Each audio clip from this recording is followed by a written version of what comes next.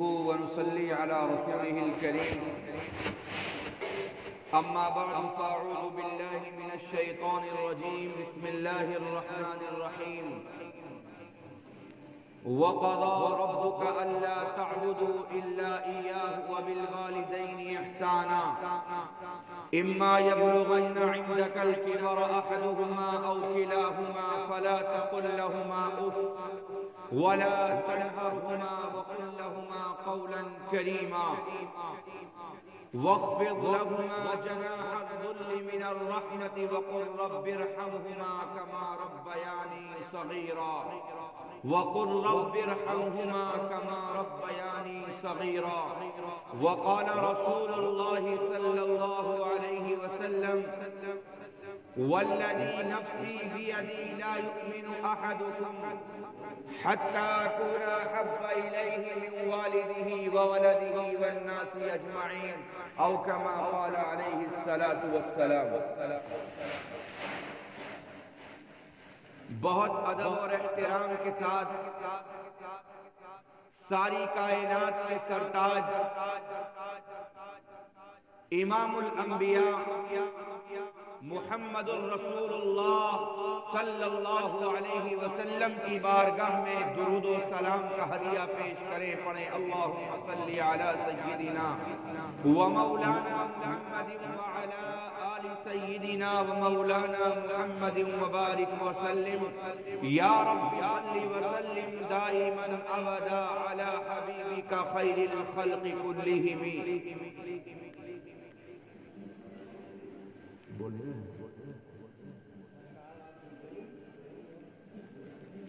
محترم حضرات کرام،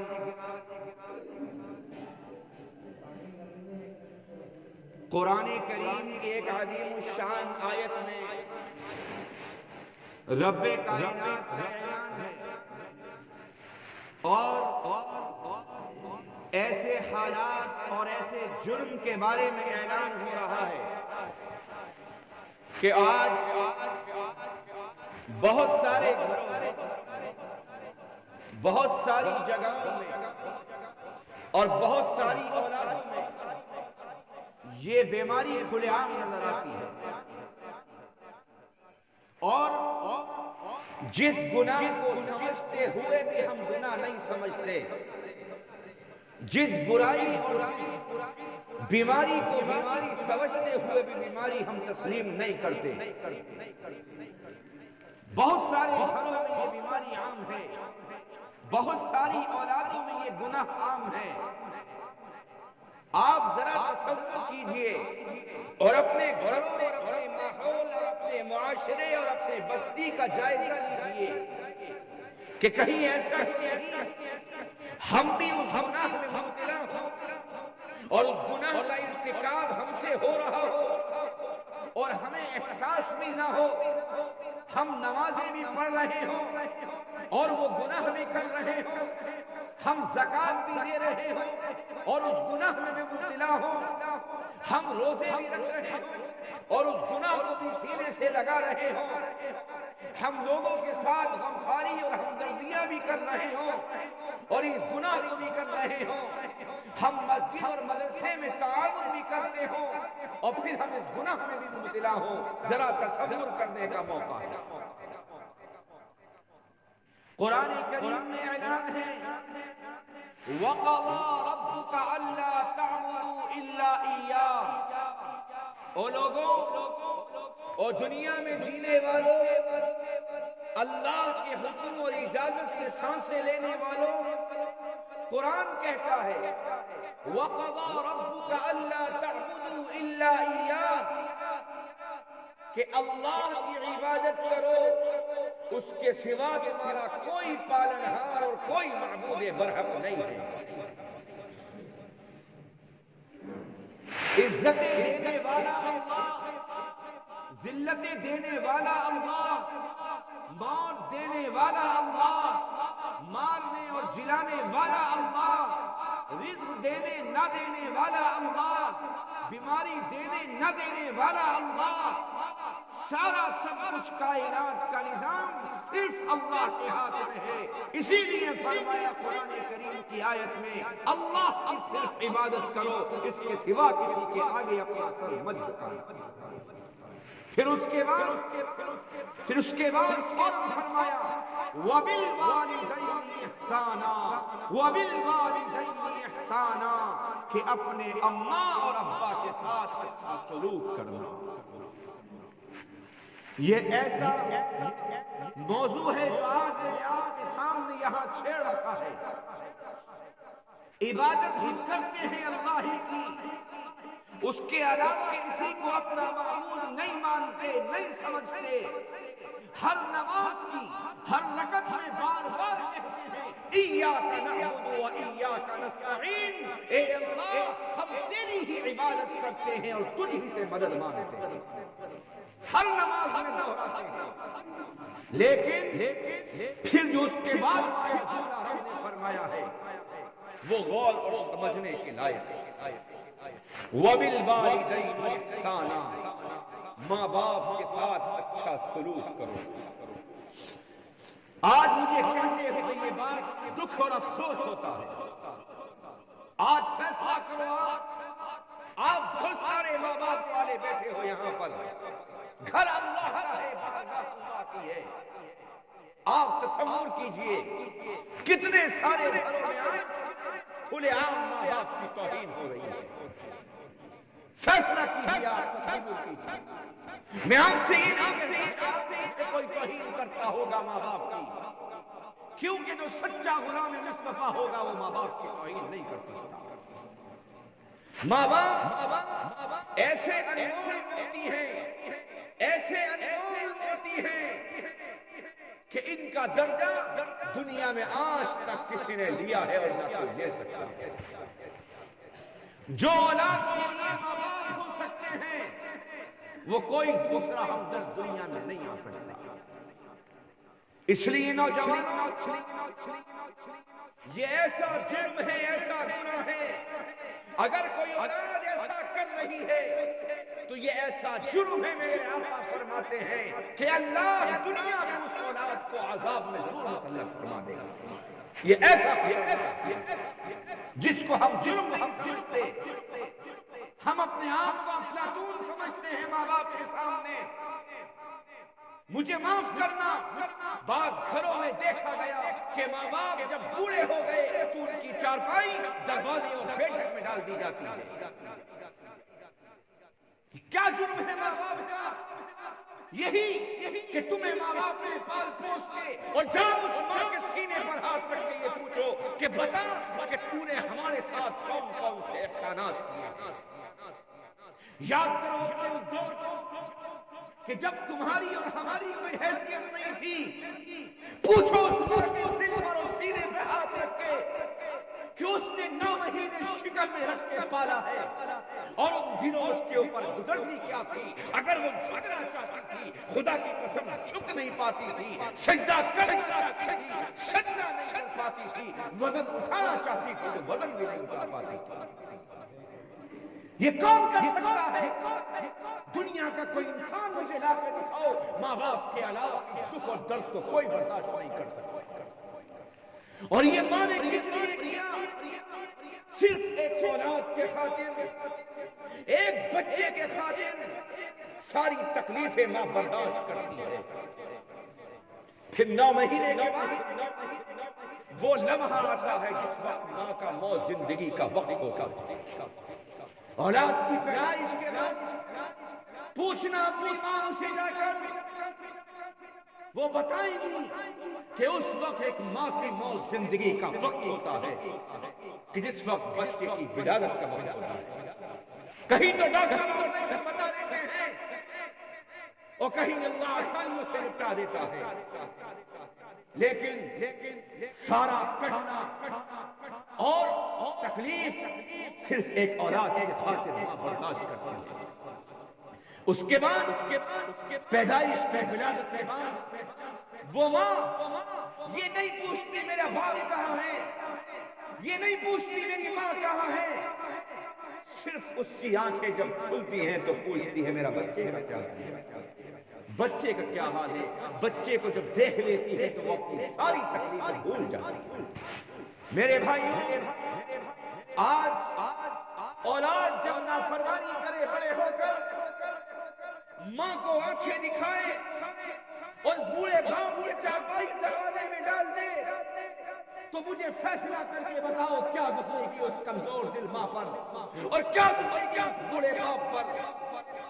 تکلیف ہوگی، اور وہ ایسا جرم ہے خدا کی قسم اللہ کبھی اس اولاد کو معاف نہیں کر سکتا۔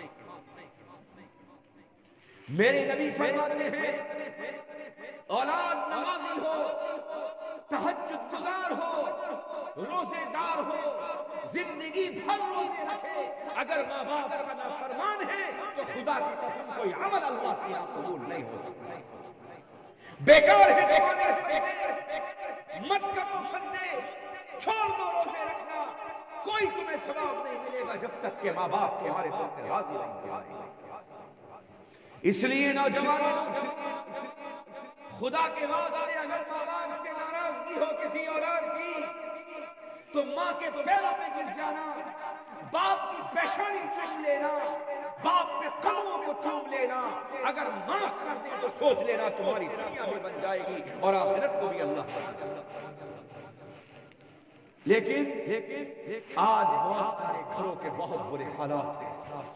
ہم نے ماں کو روتے دیکھا ہے، باپوں کو تڑپتے دیکھا ہے کہ ہماری اولاد ہماری طرف نگاہ تک اٹھا کے نہیں دیکھتی، ہمیں کوئی خرچہ پانی نہیں دیتی، ہمیں شرم نہیں آتی، اس بوڑھے باپ کی جیب میں 10 روپے ڈالتے ہوئے نہیں ڈالتے ہوئے احساس نہیں ہوتا۔ ارے تم تھے کیا؟ تمہاری حقیقت کیا تھی؟ تمہاری اوپر ایک مکھی بیٹھتی تھی، تم اٹھا نہیں پاتے تھے اس مکھی کو، اڑا نہیں پاتے تھے، گندے سندے بستر پر پڑے رہتے تھے۔ یہی ماں ان سردی دنوں میں اور ان سردی راتوں میں اٹھ کے ٹھنڈے پانی سے تمہیں دھلاتی بھی تھی اور اپنے ہاتھوں کو ٹھنڈے پانی سے دھوتی تھی، خود گیلے میں سو جاتی تھی اور تمہیں اپنی پہلو میں اور بازو میں گرمی میں سلانا پسند کرتی تھی۔ نوجوانوں، خدا کے واسطے اس گناہ کو کبھی مت کرنا، کبھی مت کرنا۔ اللہ سب کچھ معاف کر سکتا ہے لیکن ماں باپ کا جرم معاف نہیں کر سکتا۔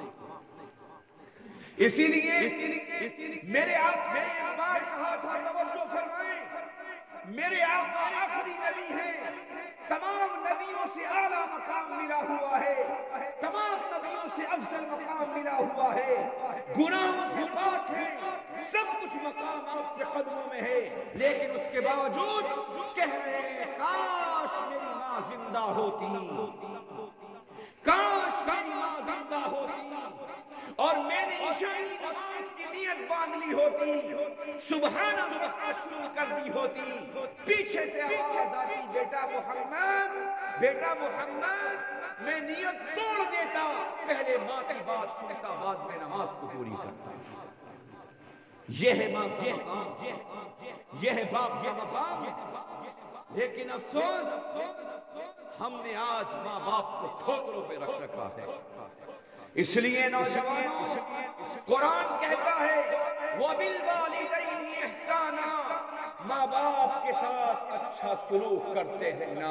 اِمَّا يَبْلُغَنَّ عِندَكَ الْكِبَرَ، اگر ماں باپ میں سے دونوں یا دونوں میں سے کوئی ایک بڑھاپے کو پہنچ جائے تو ان کے سامنے آنکھیں مت دکھانا، اور قرآن نے تو لفظ کہا ہے وَلَا تَقُلْ لَهُمَا أُفٍّ، تم ان سے اوف اور اوف بھی مت کرنا۔ وَلَا تَنْهَرْهُمَا وَقُلْ لَهُمَا قَوْلًا كَرِيمًا، جھکڑنا مت، ڈانٹنا مت، آنکھیں مت نکالنا، چیخ کے مت بولنا، آواز زور سے مت بولنا۔ کیوں؟ ماں باپ کا دل اللہ نے بہت نرم و نازک بنایا ہے، تکلیف ہوگی اگر اولاد تھوڑا زور سے بولے گی تو اس کمزور ماں کا دل دکھے گا۔ اور خدا کی قسم یاد رکھنا، جب ماں باپ کی دعا عرش کو پہنچتی ہے تو خدا کی قسم بد دعا بھی عرش کو پہنچتی ہے۔ کبھی ماں باپ کی بد دعا کے مرتکب مت بن جانا، مت بن جانا، ٹھوکریں ملے گی، کچھ نصیب نہیں ہوگا. بیوی کا حق اپنی بیوی کو دو، ماں باپ کا حق ماں باپ کو بتاؤ، تب ہے معاملہ. زندگیاں ٹھوکروں پہ ہو جائیں گی، کچھ نصیب نہیں. دیکھو آپ بہت سارے والدین ہو یہاں، باپ بیٹھے ہوئے ہو اولادوں کے، باپ کی اور ماں کی بھی ذمہ داری ہے. میری ماں تک اگر پہنچتی ہے آواز کی توجہ فرمائیں. ماں کی بھی ذمہ داری اور باپ کی بھی ذمہ داری ہے کہ اپنی اولادوں کو غصے میں بھی بددعائیں نہ دیں، کیونکہ ماں باپ جب دعا عرش کو ہلاتی ہے تو بددعا بھی عرش کو ہلا دیتی ہے. نہ معلوم غصے میں کون سا ایسا جملہ نکل جائے وہ اولادوں کی تباہی کا ذریعہ بن جائے، بربادی کا ذریعہ بن جائے. تو اس لیے ماں باپ کو چاہیے کہ غصے میں بھی بددعائی الفاظ نہ کریں. اس پہ مجھے ایک چھوٹا سا واقعہ ذہن میں آ رہا ہے، آپ کو بتاؤں. آپ میں سے بہت سارے حج بیت اللہ پہ گئے ہوں گے، عمرے کرنے گئے ہوں گے. آپ نے بہت ساروں نے امام کعبہ کے پیچھے نماز پڑھی ہوگی، جن کو عبد الرحمن السدیس کہا جاتا ہے، امام کعبہ ہیں. تو ان کا واقعہ وہ اپنا ایک موقع پر خود واقعہ بیان کر رہے تھے. فرما رہے تھے ایک شرارتی بچہ تھا، 8-9 سال کی عمر تھی. کہا کہ وہ بچوں کے ساتھ بستی میں باہر کھیلتا پھرتا تھا اور جگہ جگہ مارا پھرتا تھا. کہا ایک روز اس کے گھر مہمان آ گئے. ماں نے سالن پکنے چولہے پہ رکھ دیا، سالن تیار تھا. وہ شرارتی بچہ باہر سے کھیلتا ہوا آیا، اس نے مٹی اس کے ہاتھ میں تھی، اس نے پکتی ہوئی اور تیار ہانڈی میں مٹی ڈال دی. جب ماں نے دیکھا تو ماں کی چیخ نکل گئی. مہمان بیٹھے ہوئے ہیں، کھانا تیاری پر ہے اور اس نے یہ کیا حرکت کر دی. ماں نے جب دیکھا تو ماں کی زبان سے فوراً غصے میں نکلا، ارے جا اللہ تجھے کعبے کا امام بنا، جا اللہ تجھے کعبے کا امام بنا دے. یہ کہہ کے بہت رونے لگے اور پھر فرمانے لگے وہ بچہ کون تھا؟ وہ بچہ میں ہی ہوں جو اللہ نے میری ماں کی دعاؤں سے مجھے آج کعبے کا امام بنا رکھا. تو میرے بزرگوں یہ بات یاد رکھنا، اولاد کو غصے میں بددعائیں نہ دینا، یہ سنت کے خلاف ہے. دعا دے دیا کرو، کیا پتہ اللہ تمہاری اولادوں کو تمہاری غصے کی دعائیں قبول کر کے ان کا کام.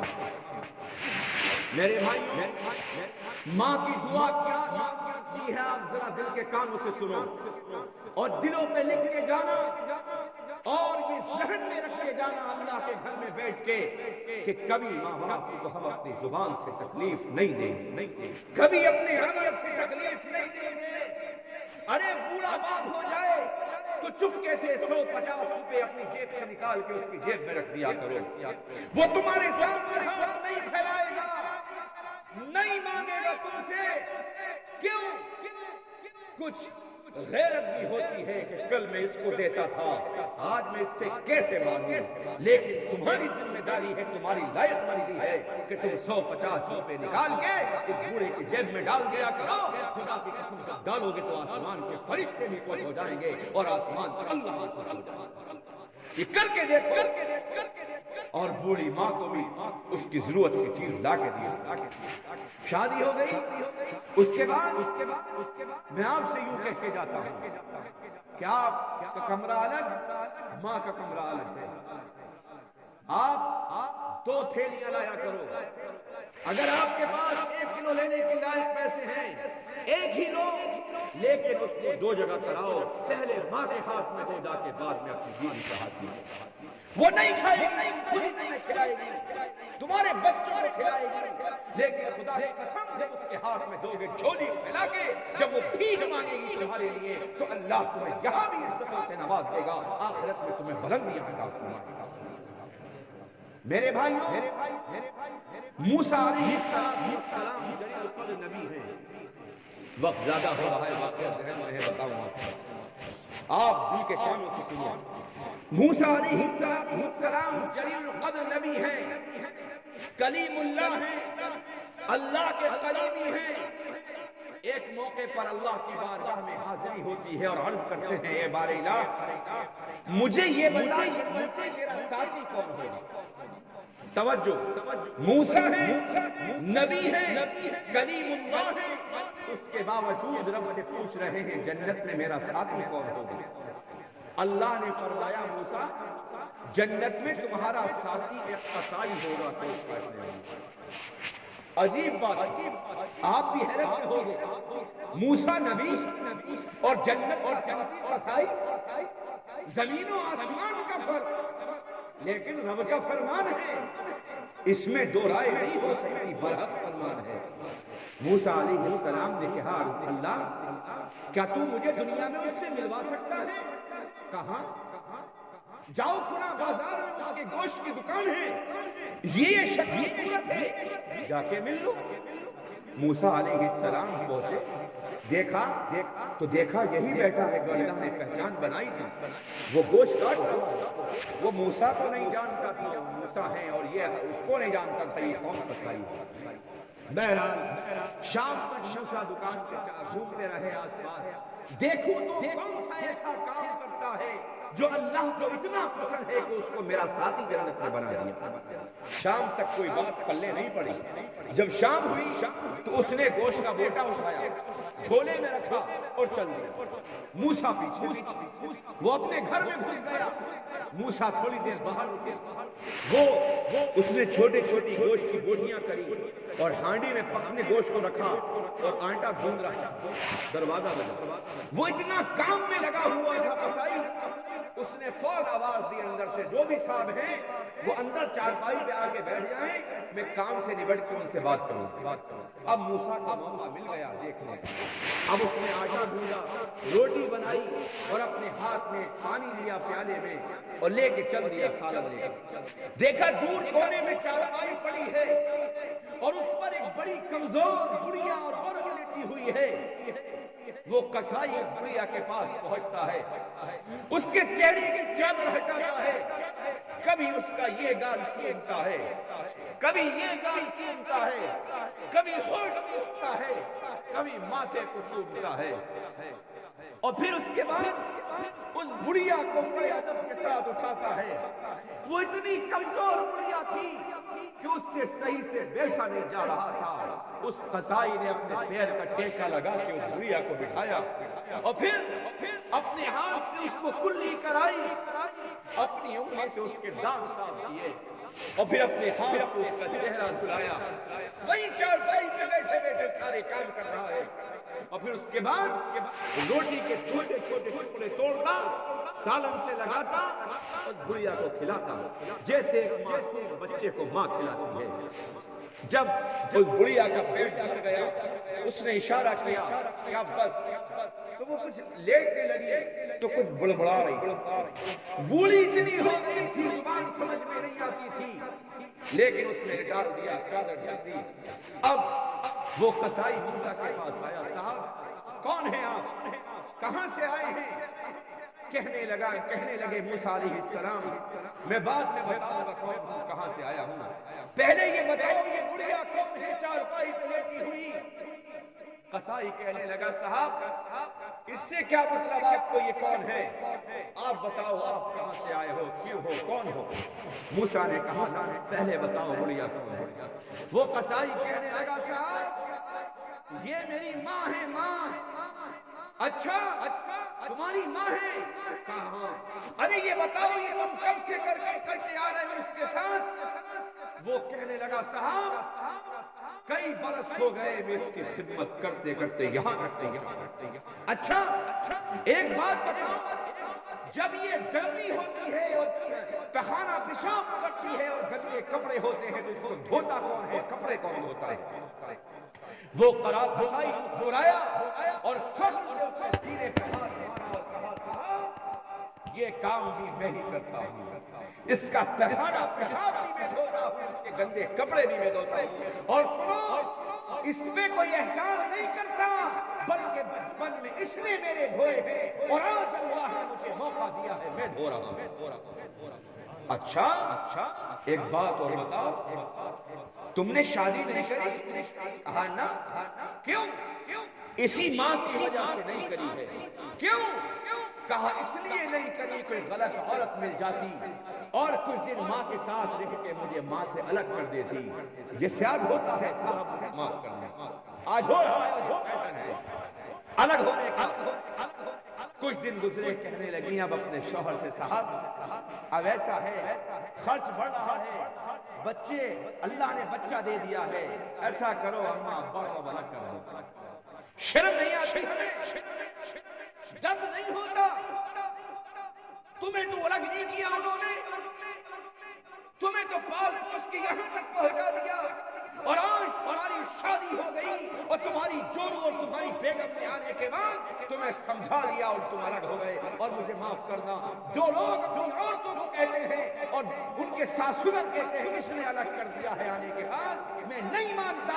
ارے تیرا دماغ کہاں چلا گیا ہے؟ تو کیسا مرد بن گیا ہے؟ کل تک تو ماں باپ کے ساتھ تھا، آج اپنی بیوی کو بدنام کرا رہا ہے کہ بیوی نے الگ کرا دیا.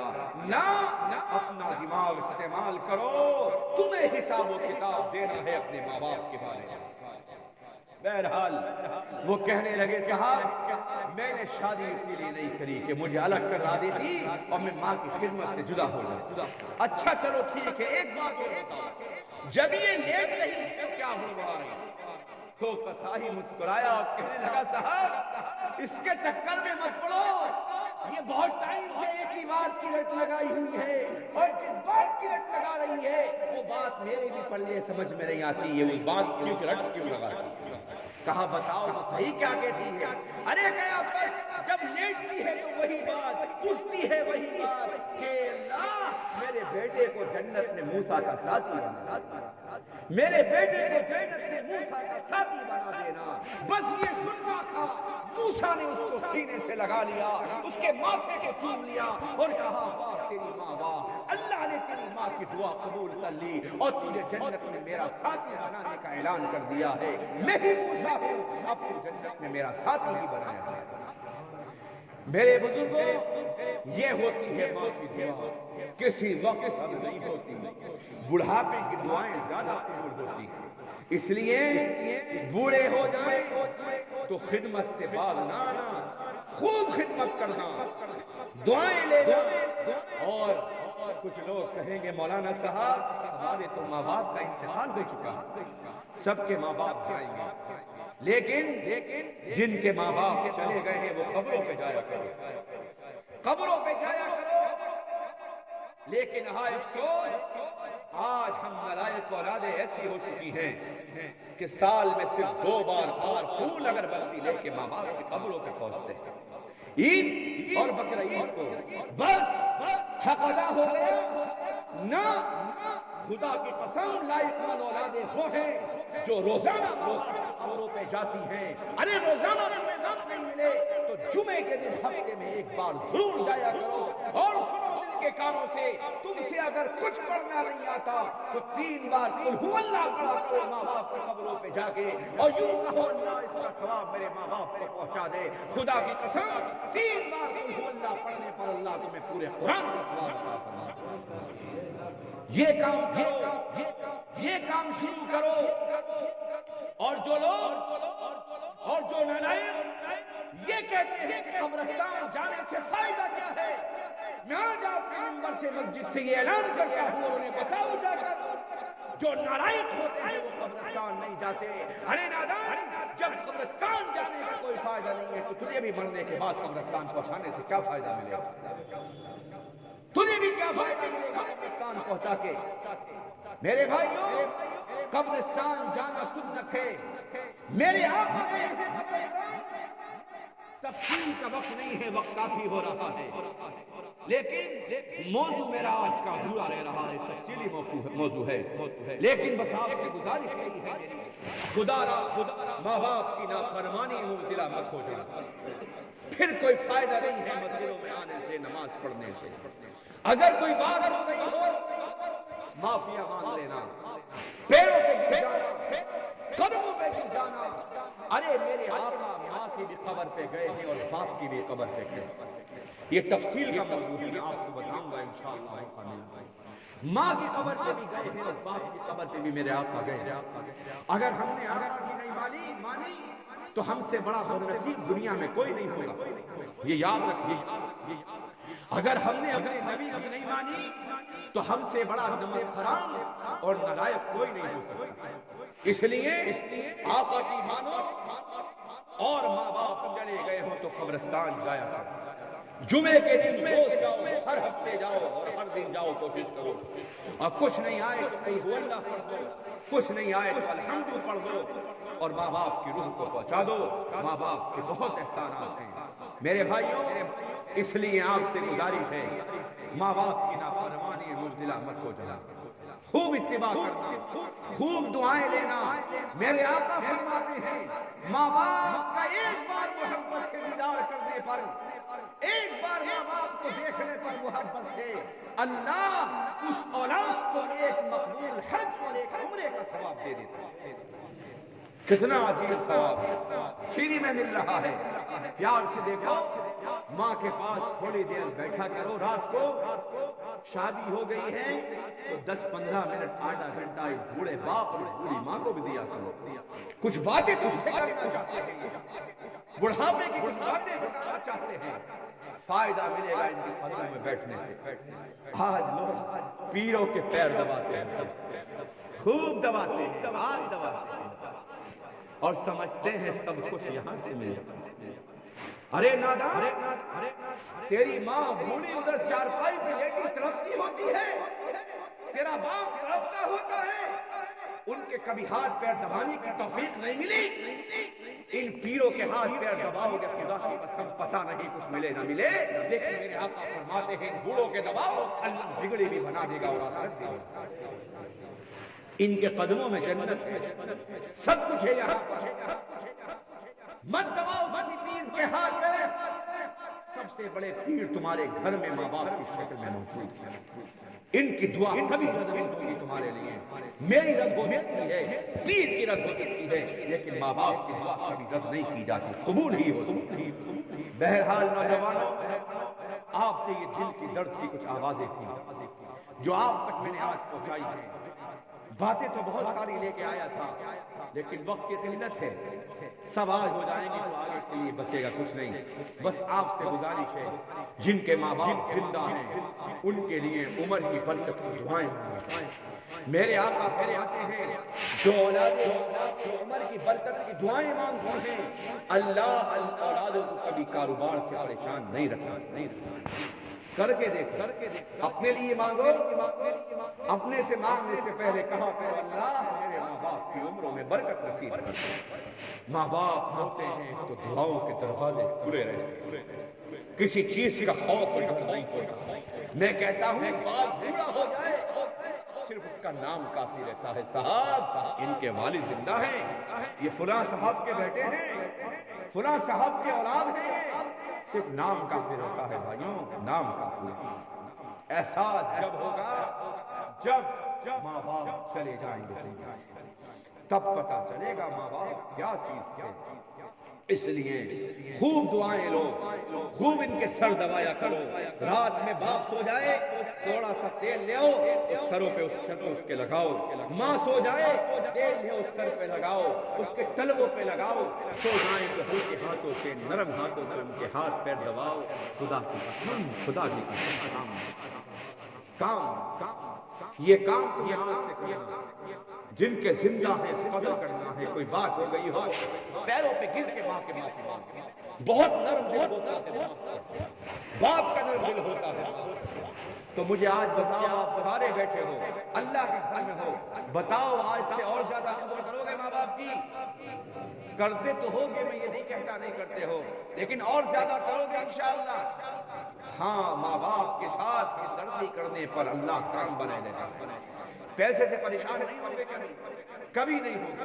اگر تھوڑی سی کاروبار کی تنگی آئے تو تمہیں ایک کام بتا کے جاتا ہوں، ماں باپ کو اپنی جیب سے پیسے دینا شروع کر دیں۔ اپنی جیب سے نکالنا، ماں باپ کے ہاتھ میں رکھ دینا، امی یہ تم خرچ کر لو، ابا یہ خرچ کر لو، تو پھر تم دیکھنا اللہ ایسی جگہوں سے تمہیں پیسہ دے گا تم سوچ نہیں سکتے۔ کر کے دیکھ، بہت کچھ ملے گا۔ اور اگر ناراض ہوئے ہوں تو معافی مانگو، اور جن کے گئے چلے گئے ہوں وہ قبرستان ضرور جائیں۔ بتاؤ بھائی کرو گے ایسا؟